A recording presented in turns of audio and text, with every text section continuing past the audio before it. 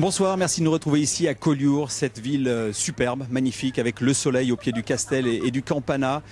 Nous allons aborder bien sûr toute l'actualité qui concerne cette magnifique Côte Vermeille que vous connaissez certainement. Beaucoup de monde ici à Collioure, certainement peut-être lié au soleil, mais on sait aussi que c'est une région qui attire beaucoup de touristes. À mes côtés, Christophe Néjean, que vous avez découvert tout au long de cette série de port en port. Christophe, bonsoir. Vous rentrez de Corse. Alors ce soir on est à Collioure. Collioure que vous connaissez bien. C'est presque un peu la Corse. J'exagère un peu peut-être. La Corse est presque aussi belle que cette magnifique région d'ici. C'est vrai qu'après ce grand littoral de sable, on trouve ici les rochers et ces ports de caractère, parce que les 4 ports de Pyrénées, des Pyrénées orientales s'appellent les ports de caractère et je crois que le terme est vraiment mérité. Et on en parle bien sûr dans un instant avec tous nos invités, notamment Christian Bourquin, président de région, qui nous a fait notre page spéciale Collioure. Christian Bourquin, merci d'être là. Bonsoir. Je rappelle que vous êtes bien sûr, tout le monde le sait, le président du conseil régional Languedoc-Roussillon. C'est une région que vous connaissez particulièrement. Vous l'avez administrée en tant que président du conseil général ici pendant de nombreuses années. Et vous avez commencé à plonger et à apprécier la mer ici, pas très loin je crois. Ah oui, tout à côté. Vous savez, quand vous avez la chance d'être à la rencontre entre les Pyrénées qui plongent dans la Méditerranée et qu'on vous dit on vous amène pas loin à 10 mètres, 15 mètres, voir tout ce qui se passe, c'est une passion que je recommande à tout le monde. Je l'ai découverte il y a à peine 2 ans, je me suis mis, écoutez, je ne savais même pas mettre la tête sous l'eau avant et voilà que je suis plongeur aujourd'hui. Et c'est ce qui vous a amené à créer un Parlement de la mer, quelque part? Le Parlement de la mer, c'est tout un cheminement. Avant le Parlement de la mer, il y a le parc marin. Et avant le parc marin, il y a la réserve marine. C'est-à-dire un lieu ici, au droit de Collioure, où on a fait revenir tous les poissons, où on les a préservés avec les pêcheurs, avec les plongeurs, avec les plaisanciers, avec tout le monde. Et 15 000 espèces sont revenues. Je rappelle que vous avez créé aussi un sentier marin qui a déjà eu presque une dizaine d'années. Pour que les touristes, pour que les habitants d'ici aillent découvrir et soient des passionnés, pour qu'ils le respectent. Pourquoi? Parce qu'on était trop tourné vers la terre jusqu'à présent? Écoutez, ça fait 2 siècles qu'on tourne le dos à la Méditerranée. Et je crois que cette force, cette histoire de la Méditerranée, il faut qu'on le rembrasse. Et on a les moyens de le rembrasser. Et donc vous avez le sentier. Après le sentier, vous avez le parc marin, au droit des Pyrénées-Orientales. Et comme je suis le président de la région, eh bien on va étendre une des valeurs fortes du parc marin. C'est-à-dire faire discuter les uns et les autres, les pêcheurs, les plongeurs, les plaisanciers, tout le monde, les faire discuter à l'échelle régionale. 220 km de côte. C'est cela le Parlement de la mer. Ça n'existe pas ailleurs. On le fera exister ici. Merci. Alors avant de poursuivre, on se retrouve dans un instant. Je vous propose de découvrir un endroit qui vous tenait à cœur et que vous avez défendu bec et ongle pendant des années. Ça a été un très très gros combat. C'est l'anse de Polille. L'anse de Polille est cette fameuse dynamitrie Nobel, donc qui a été réhabilitée avec l'aide du Conservatoire littoral et bien évidemment du Conseil général des Pyrénées-Orientales. Je vous propose de découvrir ce sujet où l'on réhabilite et on restaure des barques catalanes. Cette fameuse barque catalane chère ici à Collioure et au cœur des Colliourins. Une simple goutte de ce liquide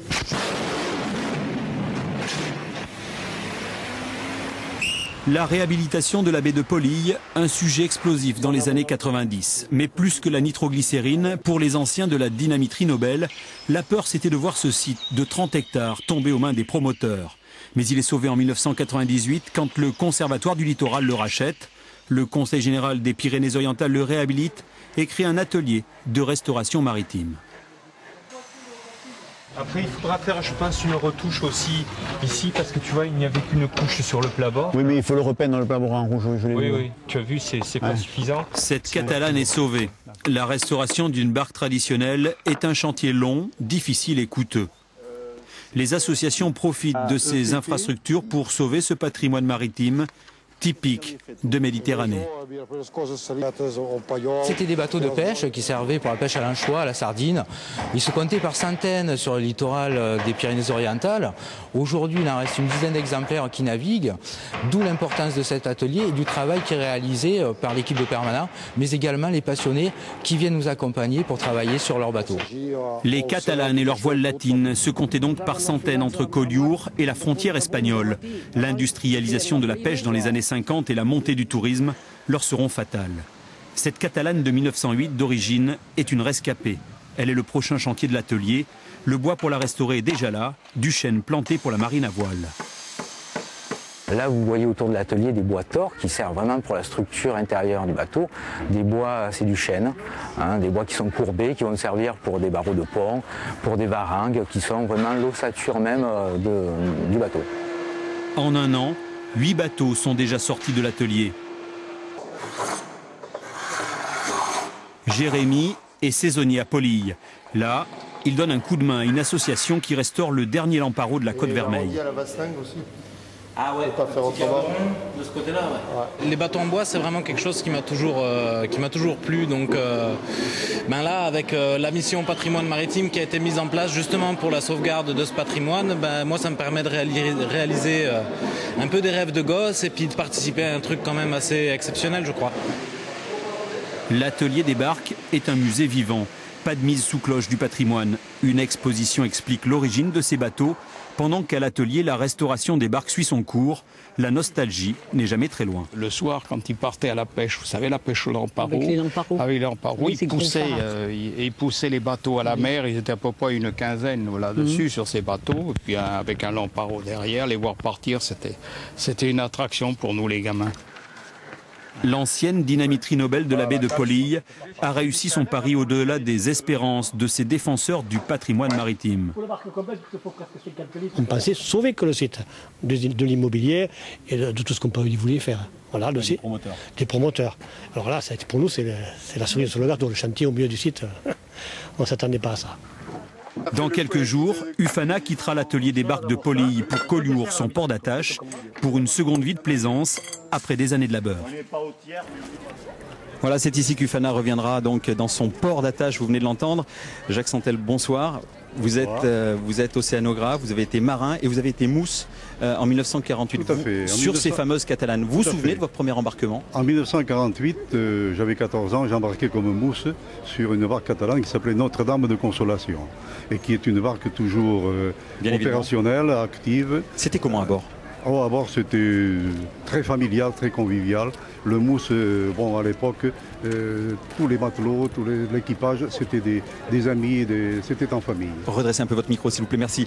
Derrière, sur cette plage, c'est là où on remontait les barques, hein. C'était plein de catalanes. On remontait les barques à l'époque. Maintenant, il y a des touristes? Tout à fait. On remontait les barques, oui, tout à fait. Jacques Santel, je me tourne vers vous, Christian Bourquin. Christian Bourquin, quand on voit le travail qui a été fait à Polille pour défendre ce fameux patrimoine, j'imagine que, on l'a dit tout à l'heure, ça a été énormément de combats, beaucoup d'argent aussi investi. Oui, un énorme travail. C'est un lieu industriel. C'est depuis 1875, la France fabriquait l'explosif pour ses guerres. Le lieu était souillé, il y avait un projet privé, 500 logements. Avec Michel Molly, on s'est battu, le maire d'ici. On s'est battu pour rendre à la nature cet espace. On y a beaucoup investi, il a fallu tordre vraiment des dispositifs pour arriver à cela, parce que la puissance de l'argent, vous savez, c'est terrible. Aujourd'hui, dans ce lieu qu'on a rendu à la nature et surtout aux habitants, qui est formidable, j'invite tout le monde à y aller, qui est un parc urbain en pleine nature, rendu à la mer, eh bien on y a mis l'atelier de restauration des barques catalanes. Cette forte histoire du patrimoine ici, eh bien on y répare, il y a des architectes, on y répare nos barques catalanes là-bas. Voilà le plus qu'on a mis à ce territoire. Et la région continue justement dans ce chemin. Il y a d'autres sites, j'imagine. Si nos concitoyens ne savent pas où leurs impôts passent, qu'ils aillent voir là-bas, ils verront que c'est avec leurs impôts qu'on fait ces choses formidables. Et puis il faudra le... Et c'est gratuit. Ah mais bien entendu. L'accès est gratuit. Et on refera la même chose au droit du Gros du Roi, au droit de la Camargue, au droit de l'Aude. Il faut que notre région ait des moteurs d'aménagement de l'environnement, comme nous avons fait ici, je crois, avec succès. En tout cas, le monde qui est ici à Collioure doit certainement beaucoup à l'action qui est menée par le conseil régional. Alors justement, Collioure, si on aime Collioure, c'est aussi grâce à ses peintres. Sachez que Matisse est bien sûr venu ici. Quand vous voyez la lumière et le spectacle que nous offre cette région, on ne peut qu'aimer Collioure. Je vous propose de suivre le sujet de Nicolas Mutel et de Valérie Benabera autour de ces peintres qui hantent toujours les petites rues de Collioure. Regardez.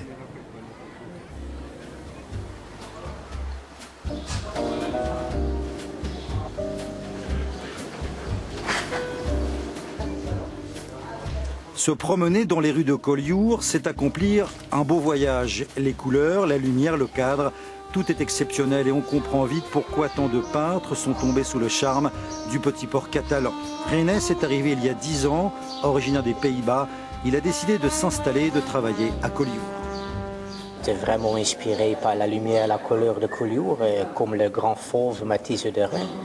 Et ça m'a beaucoup plu. J'ai trouvé Collioure avec ce couleur, lumière changeante, très inspirante et ça m'inspire toujours. Et c'est vraiment, je pense, un paradis pour les peintres. Rennes revendique l'héritage du fauvisme, un courant esthétique qui est né ici, au bord de la Méditerranée. Le fauvisme, c'est quelque chose qui fait flamber les émotions de l'art, parce que c'est quelque chose qui a libéré l'art finalement. Chaque place, chaque ruelle nous rappelle le lien très fort qui unit Collioure à la peinture. Depuis presque un siècle, c'est un hôtel-restaurant qui est le lieu de rendez-vous de tous ces artistes. L'histoire d'amour se raconte de père en fils et c'est Jojo Pousse qui a repris le flambeau de son père René. Les peintres sont très généreux et mon père les a reçus parce qu'il les aimait. C'est la fidélité, l'amitié et l'amour des autres. Jojo Pousse tourne avec soin les pages du livre d'or de son hôtel. On y voit défiler les plus grands noms de la peinture du XXe siècle. Dufy, Dali et puis bien sûr Picasso qui est venu souvent à Collioure. En 1953, Picasso est venu. Il venait tous les jours voir les enfants ici. Et chaque fois, et Dieu sait s'il y avait des personnes qui venaient lui faire signer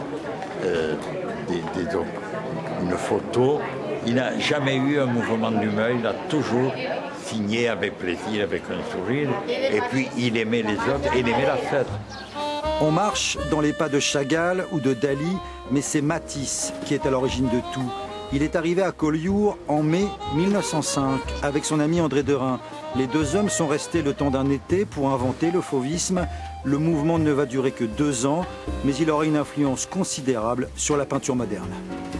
Ce n'est pas une école au sens académique. Les Fauves, c'est un groupe d'amis, ça c'est important, qui se concertent, qui ont un objectif commun, c'est de rendre l'exaltation de la couleur pure sur un espace donné qui est l'espace tableau. De ces quelques semaines passées par Matisse et Derain à Collioure, il reste des œuvres flamboyantes aujourd'hui dispersées dans les musées du monde entier. À Collioure, il reste cette ambiance unique qui charme le promeneur.